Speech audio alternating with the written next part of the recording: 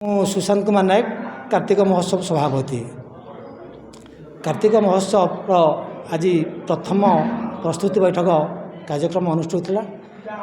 प्रतिवर्ष भाई चलित वर्ष अगस्ट 15 आमर धार्य तारीख ए आखपाख अंचल प्राय 100 सभ्य आज उपस्थित थे।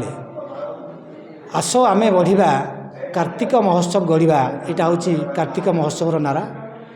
ये कार्तिक महोत्सव बांकी अंचल गोटे अग्रणी अनुष्ठान 14 वर्ष धरी लोक सेवा सहित मनोरंजन कार्यक्रम करुच्ची।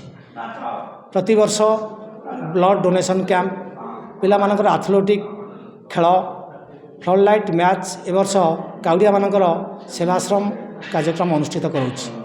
आउ आगामी दिन में मनोरंजन सहित आहुरी जेते काम सोशल काम हाथ को न्याय पार ये कार्यक्रम आगू नापी चिंताधारा कर।